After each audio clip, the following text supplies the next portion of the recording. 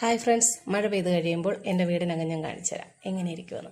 ഇതാണ് ഞങ്ങളുടെ ബെഡ്റൂമിനകം ഫുൾ ചോന്ന് കിടക്കുക. നമ്മൾ 2-3 ചാക്കൊക്കെ എടുത്ത് മാറ്റി, പിന്നെയും വെള്ളം വീണുകൊണ്ടിരിക്കുക. അടുത്ത ചാക്ക് ഇട്ടതാണ് ആ കൊതുന്ന് കിടക്കുന്നത്.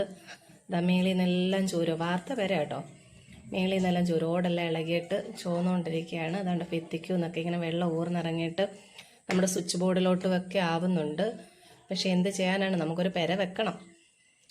മക്കൾ കട്ടിലയിലിരിക്കുകയാണ്. കാരണം താഴെ പടക്കവും എപ്പോഴും തെന്നി വീഴും. അതിന് ഞാൻ കട്ടിലയിൽ ഇരുത്തിയിരിക്കുക. ഇത് നമ്മുടെ മുറിയിൽ നിന്ന് പാസേജാണ് ഹാളിലോട്ടുള്ള. മൊത്തം ചോന്ന് ഭിത്തിക്കും എന്നൊക്കെ വെള്ളം ഊർന്നിറങ്ങുന്നത് കണ്ട. വെള്ളം ഇങ്ങനെ വന്ന് തുള്ളിയായിട്ട് വീണുകൊണ്ടേ ഇരിക്കുകയാണ്. നമുക്കൊരു വീട് വെക്കണം. ഡേറ്റാ ബാഗിൽ കിടക്കുന്ന വസ്തുവാണ് നമ്മുടേത്. ഡേറ്റാ ബാഗിൽ നിന്ന് മാറാറുള്ള എല്ലാം ആയിട്ടുണ്ട്. ഇനി നിലം പുരയിടമായിട്ട് വരണം, എന്നിട്ട് വേണം വീട് വെക്കാൻ. ഇത് 10-30 വർഷം പഴക്കമുള്ള ഒരു വീടാകട്ടോ. മൊത്തം ചോരുവ തുള്ളിയായിട്ട് ഇങ്ങനെ വീണിട്ട് ഭിത്തിയെല്ലാം ഇങ്ങനെ കുതിർന്ന് ഇരിക്കുകയാണ്. ഇനി നമുക്ക് അടുക്കളയിലേക്ക് പോവാം. ഇതാണ് അടുക്കളയിൽ ദയനീയ അവസ്ഥയാണ്. മൊത്തം ചോന്നിട്ട് എല്ലാം തുടച്ചെല്ലാം മാറ്റിയിട്ടുണ്ട്.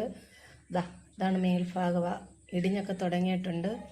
പിന്നെ ഭിത്തി മേൽഭാഗത്തെല്ലാം വെള്ളം ഊർന്നിറങ്ങിയിട്ട് ഭിത്തിയൊക്കെ വെണ്ട് കയറി തുടങ്ങിയിരിക്കുകയാണ് മേൽഭാഗം. അപ്പോൾ ഓക്കെ, ബൈ.